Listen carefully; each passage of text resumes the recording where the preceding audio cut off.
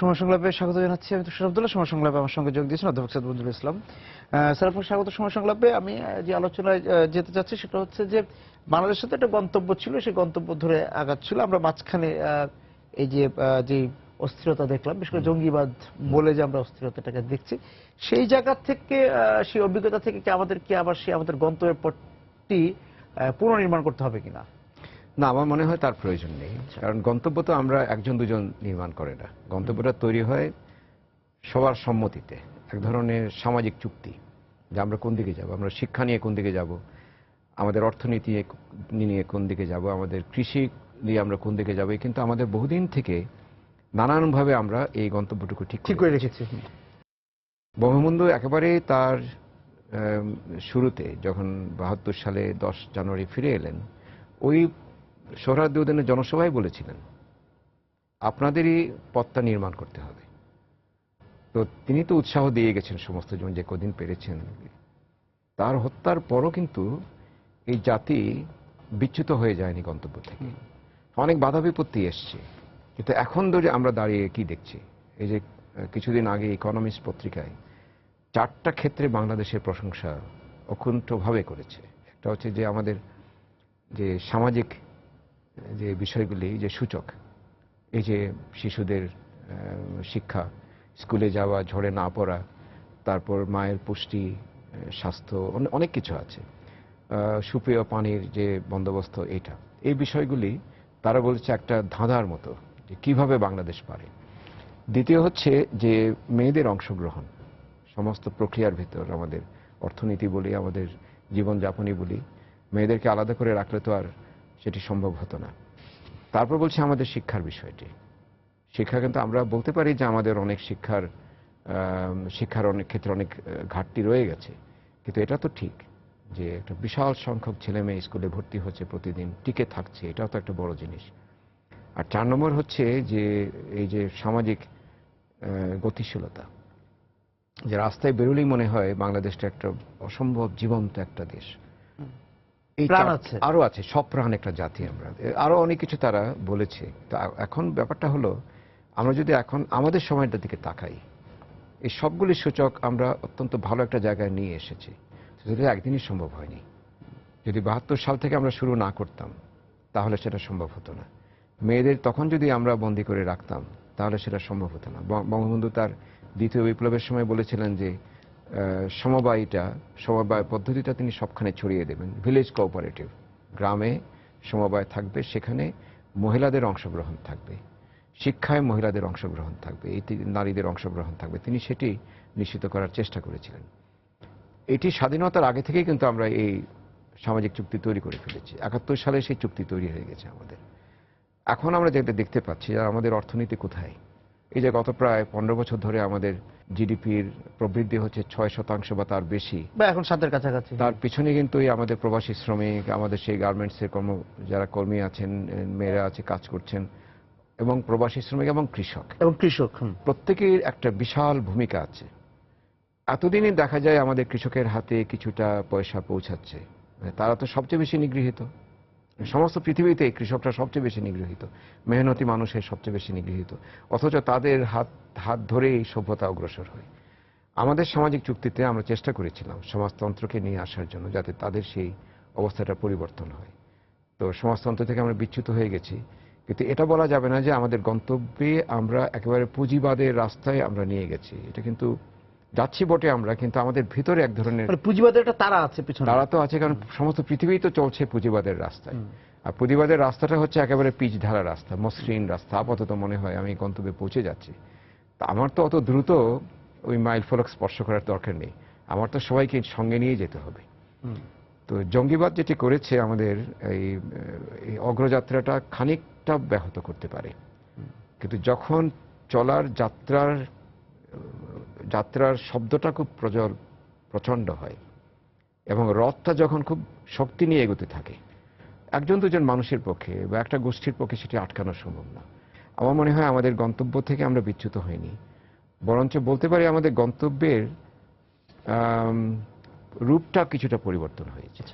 এর মধ্যে আমরা একসময় ছিল রূপটা বলছে মানে পৌঁছার রূপটা। না, গন্তব্যে আমরা অনেক বস্তু সংযুক্ত করে দিয়েছি। আচ্ছা, যেহেতু ডিজিটাল জমানাটা এসে গেছে, এটি তো আর আমাদের 20 বছর আগে ছিল না। কাজে 20 বছর আগের গন্তব্যে এই বিষয়গুলি হয়তো আমরা সহজভাবে নিতে পারিনি, তখনও বুঝিনি ডিজিটাল গন্তব্যটা কি হতে পারে। এখন তো দেখা যাচ্ছে ডিজিটাল প্রযুক্তি ব্যবহার করে আমরা আউটসোর্সিং এর মাধ্যমে আমরা বিশাল অঙ্কের টাকা আমদানি করতে পারি। কিছুদিন আগে ঢাকাতে একটা সম্মেলন হয়েছিল, বিওপি সম্মেলন, এই বিজনেস আউটসোর্সিং যে বিষয়গুলির কথা। তাতে দেখা যাচ্ছে বাংলাদেশের তরুণরা ঘরে বসে কয়েক বিলিয়ন ডলার আয় করতে পারবেন। এটি কিন্তু নতুন একটা গন্তব্য আমাদের। আমি বলছি যে আমাদের গন্তব্যে নতুন নতুন দিকচিহ্ন তৈরি করছি আমরা, কিন্তু গন্তব্যটা আমরা ধরে রেখেছি আমাদের চোখের ভিতর, এবং আমাদের সামগ্রিক দৃষ্টিতে গন্তব্যটা আছে। এখান থেকে কিন্তু বিচ্যুত আমরা হচ্ছি। মনে হয় যে এই যে গন্তব্যের কথা আমরা বলছি, আপনি অনেক পথের কথা বলছেন, কেউ বিচ্যুত হয়েছে এবং নানা পথ, মেঠো পথ, নানা পথ এসেছে। সবাইকে মহাসড়ককে আমরা জায়গা দিতে পারছি কিনা? মহাসড়কটা সেই জন্য আমাদের আরো বিস্তৃত হচ্ছে। আমি একটা উপমা দিচ্ছি যে চট্টগ্রাম ঢাকা মহাসড়ক 4 লেনে উন্নীত হয়েছে। কারণ কি? কারণ এত বেশি এখন ট্রাফিক যে 2 লেন দিলে চলবে না, 3 লেন দিলে চলবে না। আবার দেখলাম কাঁচপুর থেকে, যাত্রাবাড়ি থেকে বোধহয় কাঁচপুর পর্যন্ত 8 লেন হয়ে গেছে। এক সময় 16 লেন হতেও পারে। আবার এলিভেটেড এক্সপ্রেস হয়ে ঢাকা ময়মনসিংহ গন্তব্যে আমাদের যদি স্থির নির্দিষ্ট আমরা থাকি, পথকে আমরা সম্প্রসারিত করতে পারবো। আপনি খুবই সুন্দর একটা উৎপ্রেক্ষা ব্যবহার করেছেন, চিন্তার মহাসড়ক। আসলেই তাই। কারণ আমরা 21 শতকের দিকে যতই এগিয়ে যাব, আমাদের চিন্তার মহাসড়কটা ততই বিস্তৃত করতে হবে। কারণ এই চিন্তার মহাসড়ক তাহলে জিনিসটা কি? যত প্রজ্ঞা আমাদের জমেছে আমাদের ঝুলিতে, সেগুলোর একটা সম্পূর্ণ কাঠামো আমাদের উপস্থিত রাখতে হবে। আমরা তথ্য অনেক পাই, কিন্তু তথ্যকে জ্ঞানে পরিণত করাটা একটা বড় কাজ। সেই কাজটা কিন্তু আমরা চেষ্টা করছি করার জন্য। কিন্তু জ্ঞানকে যদি প্রজ্ঞায় পর্যবেসিত না করতে পারি, তাহলে আমাদের সেই সুফলটা পাবো না, যে সুফল পেলে একটা সভ্যতা অনেক দূর এগিয়ে যেতে পারে। সেই জন্য আমাদের যে শিক্ষা ব্যবস্থা, সেটা গোড়া থেকে শুরু করতে হবে। আমাদের যে মুখস্থ নির্ভর, একেবারে সনদমুখী আর বাজারমুখী একটা শিক্ষা ব্যবস্থা আমরা তৈরি করে ফেলেছি, যেটার অর্ধেক নিয়ন্ত্রণ নিয়েছে কোচিং বাণিজ্য কেন্দ্রগুলি, সেখান থেকে আমাদের বেরোতে হবে। একেবারে শুরু থেকে আমাদের আনন্দিত পাঠদান এবং শ্রেণী শিক্ষার মাধ্যমে যেটুকু শিখছে তার সম্পূরক আরও অনেক শিক্ষা দিতে হবে। জীবন দক্ষতা শিক্ষা, এই সংস্কৃতি শিক্ষা, পড়ার সংস্কৃতির দিকে আকৃষ্ট করা, চিন্তার সংস্কৃতি তৈরি করা, এগুলি যদি আমরা করতে পারি, তাহলে ক্রমশ আমরা এমন একটা প্রজন্ম তৈরি করব যারা নিজের মতো করে ভাবতে পারে, নিজের মতো করে চিন্তা করতে পারে এবং সমস্ত জগতের সঙ্গে মনের মিল খুঁজে পাবে। যেখান থেকে সংগ্রহ করা সেখান থেকে করবে, যেখান থেকে বর্জন করা সেটি করবে। ওই শক্তি যাতে হতে পারে, যে রবীন্দ্রনাথ যাকে বলছেন আত্মশক্তি, সেটি দিতে পারলে ওই চিন্তার মহাসড়কটা তারাই তৈরি করে দিতে পারবে। কারণ আমরা যে প্রযুক্তি ব্যবহার করি তাকে আমরা নিজেরা উৎপাদন করতে পারি? তা করতে পারি না। যে বিজ্ঞান আমরা ব্যবহার করছি, সে বিজ্ঞান কিন্তু পশ্চিম থেকে নিয়ে এসেছি আমরা। যে চিকিৎসা শাস্ত্র আমাদের দেশে আমরা প্রয়োগ করছি, সেটা কিন্তু আমাদের নিজস্ব নয়। কোনো একটা সময় উপনিবেশী আমলে আমাদের কবিরাজে হেকিমে যত চিকিৎসা ব্যবস্থা ছিল, সেগুলিকে নিম্ন শ্রেণীতে পর্যবেসিত করে এখন এমন একটা ভাব হয়েছে যে হোমিওপ্যাথি খুব খারাপ জিনিস। এখানে তো গবেষণা করতে হবে, আমাদের নিজস্ব ওষুধ ব্যবস্থা সেগুলি। এবং এখন সারা পৃথিবী আবার সেই হারবালে চলে যাচ্ছে। তার কারণটা হচ্ছে বগুড়া এবং বগুড়ার মাথা ব্যথা তো এক হতে পারে না, তাই না? বগুড়ার মানুষ অনেক উচ্চতায় থাকে, আমরা বগুড়ার মানুষ একটা আর্দ্রতায় থাকে, তার দুজনের মাথা ব্যথা ভিন্ন। তো এক ওষুধ দিয়ে আপনি সেটা কি করে মেটাবেন? বগুড়ার জন্য যে মাথা ব্যথা, সেটা বগুড়া তৈরি করতে হবে। এটি করার জন্য যে প্রজ্ঞা এবং জ্ঞানের সম্মিলন প্রয়োজন, যে প্রযুক্তির প্রয়োজন, সেটি কিন্তু আমাদের প্রথমেই নিয়ে নিতে হবে। ছিল কিন্তু আমরা বিচ্ছিন্ন হয়ে পড়েছিলাম। উপনিবেশী শাসন যখন এলো, তারা খুব জ্ঞানী মানুষ চায়নি। তারা চেয়েছে কিছু বশংবদ মানুষ, যারা কিছু ওই তাদেরকে জি হুজুর করতেই থাকবে। সেজন্য তাদেরকে কিছুটা বাজারমুখী শিক্ষা দেওয়া হোক, তার ভালো কেরানি হতে পারলেই যথেষ্ট। কেরানিদের তারা খুব আনন্দ পেত, কেরানিদের কখনো ঘাটাতো না। তারা ঘাটাতো কাদেরকে? যারা একটু চিন্তাবিদ ছিলেন, যারা সমাজ সংস্কারক ছিলেন, তাদেরকে তারা ভয় পেত বেশি। তো যাই হোক, আমাদের সময় এসে আমাদের তো আর কোনো উপনিবেশের অঞ্চলের ভিতর নেই, তবে একটা ভয় থাকে যে বৈশ্বিক উপনিবেশ, যেটা পুঁজির উপনিবেশ, সেটি আমাদের গ্রাস করে ফেলছে। সেখান থেকে আমাদের বেরোতে হবে। প্রশাসনিক উপনিবেশ নেই, কিন্তু দেখুন এখন আমাদের বিচার ব্যবস্থা সেই ব্রিটিশ আমলের বিচার ব্যবস্থা চলছে, যেখানে 5 টাকা চুরি করলে যে অপরাধ, 50 টাকা সে অপরাধ, কিন্তু 5 টাকা যে চুরি করছে, যে মানুষ সে খিদার জ্বালায় সে চুরি করছে, সেখানে যে কাজের বিচার ছিল এক সময় আমাদের, সেটা কিন্তু এই সামাজিক বিষয়টাকে প্রথমে নিয়ে আসা হতো, যে কেন সে চুরি করছে সেটি আগে জানার চেষ্টা করতো। এখন কেন থেকে কি চুরি করছে, কতটা চুরি করছে, এটি হচ্ছে আমাদের বিচারের প্রধান চিন্তা। সেজন্য আমাদের এখানেও একটা জট পাখি আছে। যে কথাটি আপনি বললেন চিন্তার মহাসড়ক, সেটা আমরা অনেকভাবে উৎপাদন করতে পারি।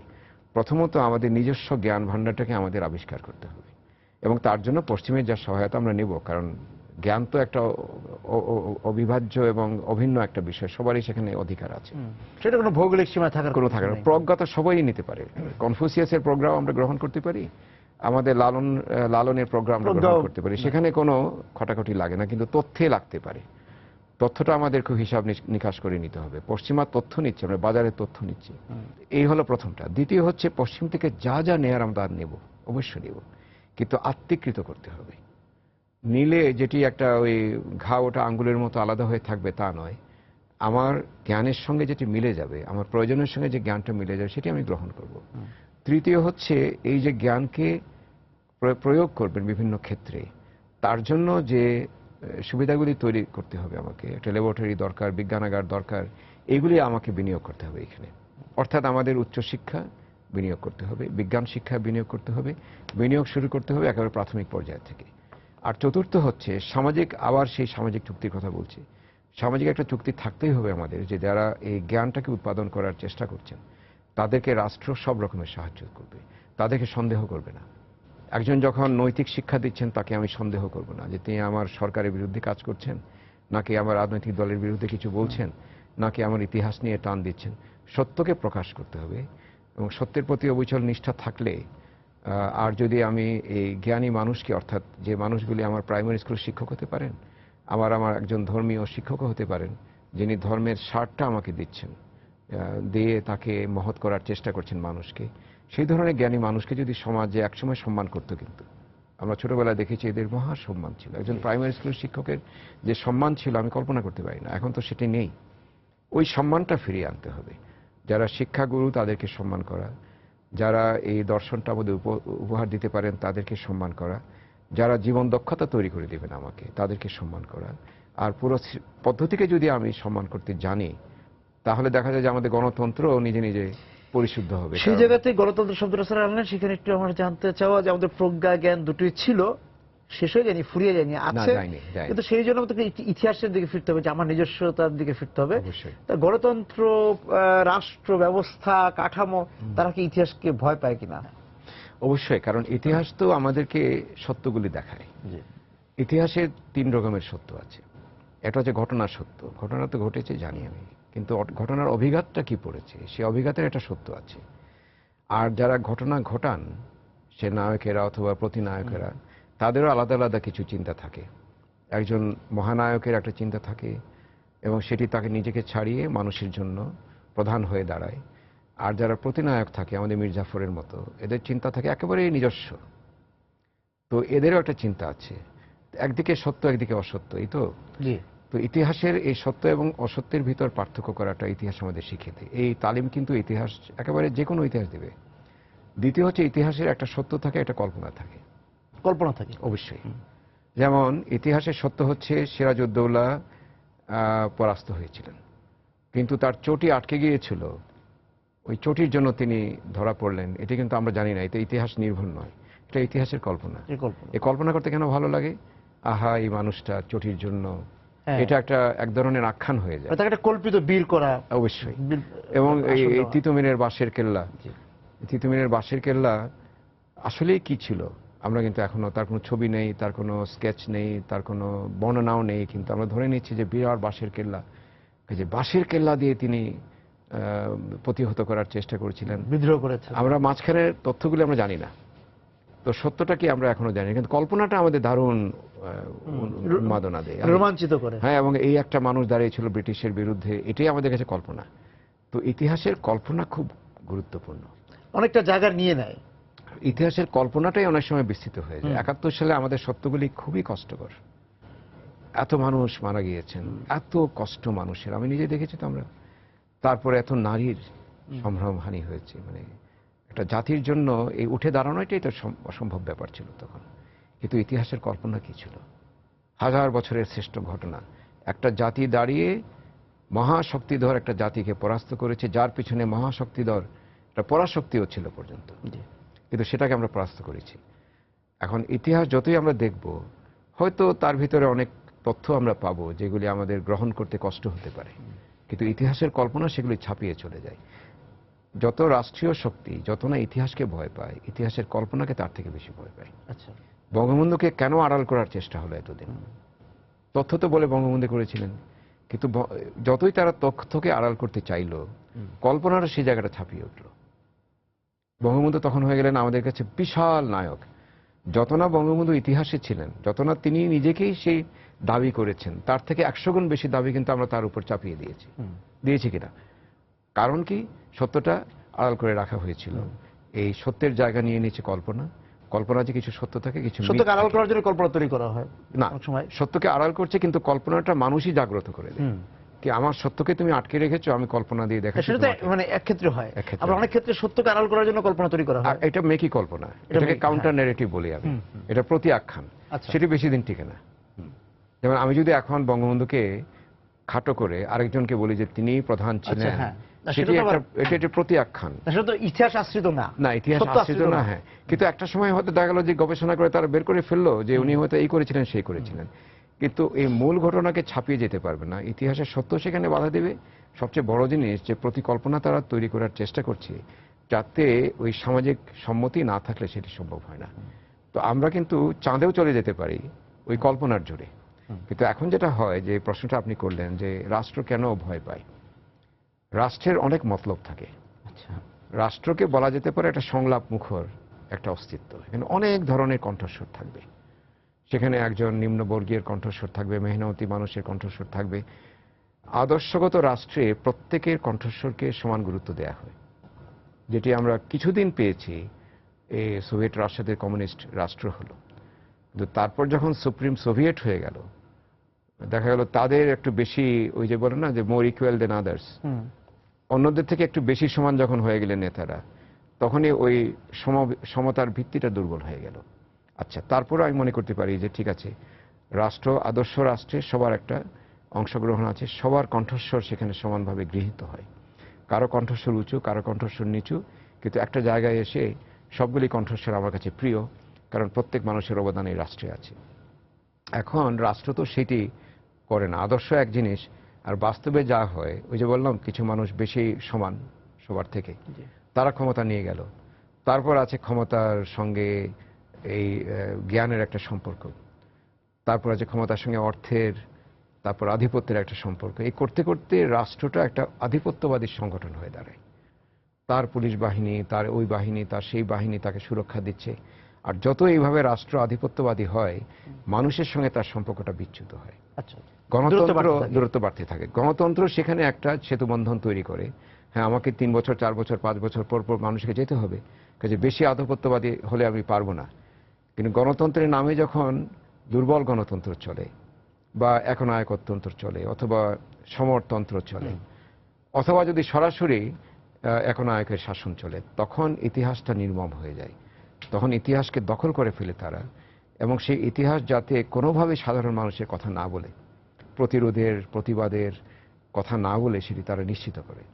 তখন দেখা যাচ্ছে যে প্রতিষ্ঠানগুলি ইতিহাস উৎপাদন করবে, অর্থাৎ একাডেমিক প্রতিষ্ঠান, তারা যেভাবে একসঙ্গে চলে আসে, সুশীল সমাজের একটা অংশ সেই ইতিহাস রচনাতে নতুনভাবে নিমগ্ন হয়ে যায়। ইতিহাসকে এত ভয় কি জন্য?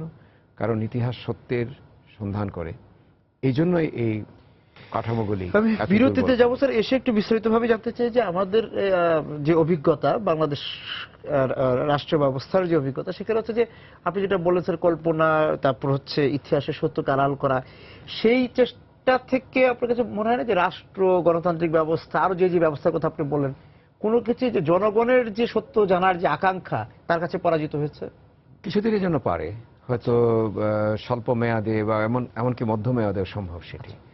কিন্তু একসময় ওই রবীন্দ্রনাথ যেরকম মুক্তধারার নাটকে দেখিয়েছেন, সে বাঁধ ভেঙে সমস্ত কিছু প্লাবিত করে নিয়ে যায়। আমরা এটা আরব বসন্তে দেখেছি। আরব বসন্তে যেটা হয়েছে, এই মধ্যপ্রাচ্যে কোনোদিন গণতন্ত্র ছিল না, এবং মানুষের কণ্ঠস্বর শোনার কোনো উপায় ছিল না। তারপরও মানুষ জেগেছে, যাকে আমরা জেসমিন বিদ্রোহ বলি, সে বিদ্রোহ তারা করেছে। আরো বসন্ত এসেছে, কিন্তু তারা পারেনি শেষ পর্যন্ত। কারণ কিভাবে তাদের কথাটা তারা প্রাতিষ্ঠানিকভাবে দীর্ঘস্থায়ীভাবে জানাতে থাকবে, সেই পন্থাটা অন্বেষণ না করেই বিপ্লবটা হয়েছিল। সেখানে ভুলটা ছিল যে আমি যখন এই দেয়ালকে ভেঙে ফেলছি, তার জায়গায় আরেকটা দেয়াল যাতে না উঠে সেজন্য আমার কিছু বিকল্প পদ্ধতি তৈরি করার কথা, সেটা আমরা করতে পারিনি। এবং যত শাসক আছে পৃথিবীর, তারা এই দুর্বল জায়গাগুলি আগে চিহ্নিত করে রাখে। তারা ঠিকই বোঝে যে মানুষের কণ্ঠস্বর শোনার জন্য মানুষ আগ্রহী, আর কণ্ঠস্বরকে চাপা দেওয়া যায় না, সেটাও তারা জানে। কিন্তু আপনি দেখুন আমাদের দেশও যেরকম স্থানীয় গণতন্ত্রের চর্চাটা খুবই সীমিত হয়ে পড়েছে। স্থানীয় গণতান্ত্রিক প্রতিষ্ঠানগুলি খুবই দুর্বল। একজন ইউনিয়ন কাউন্সিলের চেয়ারম্যানের কোনো এই ক্ষমতা নেই। একজন এমপির যে ক্ষমতা, তার ভগ্নাংশ তার কাছে নেই। উল্টো তো হওয়ার কথা ছিল। একজন এমপি যেমন ব্রিটেনে আছেন, তিনি শুধু আইন প্রণয়ন করেন, তিনি গম দিতে হবে কি না হবে এগুলি তার মাথাতে নেই। কালভার্ট করার জন্য তাকে কোনোদিন তাকে দিবেন, তিনি শুনলেই তিনি হাসবেন, বলবো এটা তো একদম লোকাল গভর্নমেন্টের করার কথা। তো আমরাও আসলে গণতান্ত্রিক যে চিন্তা ভাবনাগুলি আত্মস্থ করতে পারিনি, তার মানে যে পারবো না এটা কিন্তু না, ওই সংস্কৃতির দিকে আমরা এখনো যাইনি। শুরুতেই যে কথাটা আমরা বলেছিলাম যে এই মহাসড়ক আমাদের তৈরি, আমাদের উন্নয়নের মহাসড়কটা আমাদের একটা গন্তব্য আমরা তৈরি করে রেখেছিলাম। সেখানে শিক্ষা আছে, কৃষি আছে, স্বাস্থ্য আছে, সবই আছে। আমাদের মোটামুটি একটা অর্জনের দিকে আমরা যাচ্ছি কিন্তু। এবং আগামী 10 বছর পর আমি তো মনে করি যে আমরা আসলে অনেক বড় চওড়া রাস্তায় অনেক সবাই মিলে হাঁটবো। দ্বিতীয় একটা চিন্তা আপনি বলেছিলেন যে আমাদের চিন্তার মহাসড়কটা হচ্ছে কিনা। আমরা যদি উন্নয়নের মহাসড়কটাকে সংযুক্ত করতে পারি আমাদের চিন্তার মহাসড়কের সঙ্গে, তাহলে কিন্তু গণতন্ত্রের চিন্তাটা আমাদের এখানেই সমাপ্তি হয়ে যাবে। সমাপ্তি হবে মানে এখানে নিষ্পত্তি হয়ে যাবে। আমরা গণতন্ত্র সত্যিকার অর্থে পেয়ে যাব। তবে আমি খুব আনন্দিত যে আমাদের লক্ষণগুলি খুব ভালো। কয়েকটা লক্ষণ আমি বলি। আমাদের তরুণরা খুবই অস্থির, আমরা জানি। অস্থিরতার দুটি রূপ আছে। একটা হচ্ছে খুব ভালো রূপ, ইতিবাচক, আর একটা খুব নেতিবাচক। নেতিবাচক যে জঙ্গিবাদের কথাটি বললেন, এটা কিন্তু একটা অস্থিরতার ফসল, অস্থিরতার একটা ফসল। একটা নেতিবাচক ফসল হচ্ছে সেটি। কিন্তু ইতিবাচক ফসলটা তো আমরা চোখে দেখছি না অনেক সময়। এই যে গ্রামে গ্রামে তরুণরা কিছু একটা করতে চাচ্ছে, তারপর বাংলাদেশকে নিয়ে গ্রামে গ্রামে প্রচুর উদ্যোক্তা, এই যে আউটসোর্সিং করে নিজের ভাগ্য পরিবর্তন, দেশের ভাগ্য পরিবর্তন, এই অস্থিরতাটুকু আছে। অমর্ত্য সেন একবার এক লেখায় বলেছিলেন যে বাংলাদেশ যখনই যাই আমি গা ঝাড়া দিয়ে উঠি। কেন? কারণ এই তরুণদের দিকে তখন তাকায়, তাদের সঙ্গে কথা বলে মনে হয় তারা যেন খুব একটা কিছু করতে চাচ্ছে। এরকম দেশে দুপুরবেলা ঘুমানো যায় না, তিনি বলেছেন আগে। এখানে বিশ্রাম নেওয়ার সময় নেই, আমাকে সবসময় সক্রিয় থাকতে হবে, কোথায় কি হচ্ছে না হচ্ছে। তো এটি যদি আমরা আরো ইতিবাচকভাবে আমরা নিয়ে আসতে পারতাম তাহলে খুব ভালো। তার জন্য আমাদের সাংস্কৃতিক শিক্ষাটা প্রয়োজন। তার জন্য ওই যে চিন্তার মহাসড়ক যাওয়ার জন্য যে আমার চিন্তার সুস্থিতি এবং চিন্তা করার যে একটা সংস্কৃতি, সেটি আমাকে তৈরি করতে হবে। অর্থাৎ আমাদের শুরু থেকে একেবারে প্রাথমিক পর্যায় থেকে নিয়ে শিক্ষার্থীদের গভীরভাবে চিন্তা করার, ধ্যান করার বিষয়টি তাদেরকে শেখাতে হবে। তাদের জীবন আচরণে শৃঙ্খলাটা নিয়ে আসতে হবে। কারণ শৃঙ্খলা যার যে জাতির নেই, সে জাতি তো কোনো কিছুতে শৃঙ্খলা রাখতে পারে না। আমি একটা কথা সবসময় বলি, যে জাতির ভাষায় শৃঙ্খলা নেই, সে জাতি কাজকর্মে খুব বেশি শৃঙ্খলা করতে পারবে না। তো এটি আমাদের অস্থিরতার লক্ষণ। আমরা কোন ভাষাটা বলবো, আমরা শহরে থাকবো না গ্রামে যাব, আমরা কিন্তু এখনো সব সিদ্ধান্ত নিতে পারিনি। আমাদের দাঁত ওঠার সময়টা অনেক লম্বা হয়েছে, তাতে ঠিক আছে আমরা নানা জায়গায় কামড় টামড় দিয়েছি, কিন্তু এখন তো আমাদের একটা ভালো দাঁতের স্বাস্থ্য নিয়ে আমরা বলতে পারি যে আমরা এখন বাংলাদেশ দাঁড়িয়ে আছি। আমি খুব আশাবাদী। এবং সেই জায়গা থেকে মানে এবং এই গন্তব্যে যাওয়াটা সামষ্টিক হতে হবে। সামষ্টিক হচ্ছে, কিন্তু আমাদের এক ব্যক্তি যেখানে কোনো কাজ করেন তার পিছনে অনেক মানুষের সম্মতি থাকে। সমবায়ী বিষয়টা আমরা বলি, কিন্তু আমাদের জাতীয় চরিত্রের সমবায় বিষয়টা আছে। একটা রিক্সা যখন পড়ে যায়, সবাই গিয়ে যার দরকার নেই সেও কিন্তু কিছু করার চেষ্টা করছে। তারপর যখন একজনের পকেট থেকে কিছু নিয়ে নিতে হচ্ছে, সব 10 জন মেয়ে কিন্তু নিচ্ছে, আবার তাও হচ্ছে। একসঙ্গে করার জন্য মানুষ তৈরি আছে। আপনি এখনই একটা মাঠে গিয়ে একটা বল নিয়ে মানে একটা গ্রামের যে কোনো উন্নয়ন কাজের সঙ্গে তাদেরকে একসঙ্গে সম্পৃক্ত করা। আমি একটা উদাহরণ দিই। আমি জার্মানিতে একবার দেখি একটা বিশাল ফুটবল মাঠে একজন একা বল নিয়ে দৌড়াচ্ছে, সবাই দাঁড়িয়ে দেখছে। আমার জার্মান বন্ধুটা বললো, দেখো কি সুন্দর। আমি বললাম, শোনো, একটা জিনিস তোমাদের খুব বড় মিসিং এখানে, অনুপস্থিত। কি? বলে, আমাদের দেশে হলে ওই একজন বল নিয়ে গেছে, ওই সবাই নেমে পড়তো, 11 জন না, 111 জন নেমে পড়তো মাঠে, ওই সবাই মিলে। বলে, এতজন কেন? আমি জানি না কি জন্য। এটাই তো আনন্দ, একটা বলের পেছনে 111 জন ছুটছে। তুমি কল্পনা করো তো, অনেকক্ষণ চিন্তা করে বলো যে ভালোই তো, I can imagine a vibrant field যেখানে সবাই বল খেলছে কিন্তু গোল করার জন্য সে জায়গাতে স্যার আপনি যেটা বললেন সমবায়ী চিন্তাকে, সবার সম্মিলিত আছে, সমবায়ী আমাদের চিন্তাকে সেটি আছে। মহাসড়কে জায়গা দিতে হবে। না, আছে, এবং এটা রবীন্দ্রনাথ আছে থেকে সেটাকে- সবাই বলে গেছেন আছে, আমরাও জানি আছে, নজরুলও বলেছেন আছে, সবাই যখন জাগবে তখন ভোর হবে মা ইত্যাদি বলছেন। তো এই সবারকে যে একখানে করার জন্য যে উপাদানগুলি প্রয়োজন, নেতৃত্ব, সে রোল মডেল থাকা এবং কিছু উৎসাহ দেয়া, একটা দর্শন তৈরি করা, এগুলো কিন্তু আমরা মোটামুটি করে যাচ্ছি। হয়তো 10 এটা আরো বছর পর প্রকাশ্য হতে হবে। একসময় হয়তো একটা ক্যাটালিস্ট থাকে না, কিছু অনুঘটককে আমরা চিনতে পারছি না, কেউ না কেউ এসে ডাক দিবে একটা, কিন্তু ওই অনুঘটক বঙ্গবন্ধু না সেই আসার আগে আমরা জানতাম না যে জাগো আমাদের ভাই কণ্ঠে সবাই আবার অবশ্যই। আপনার অনেক ধন্যবাদ স্যার আজকে অনেক আমার ধন্যবাদ। সাথে যোগ দেওয়ার জন্য। দর্শক যারা ছিলেন আজকে সময় সংলাপের সঙ্গে আলোচনায়, আপনাদেরকে ধন্যবাদ জানিয়ে শেষ করছি আজকে সময় সংলাপ। দেখা হবে আগামী দিন। শুভ সন্ধ্যা, থাকুন।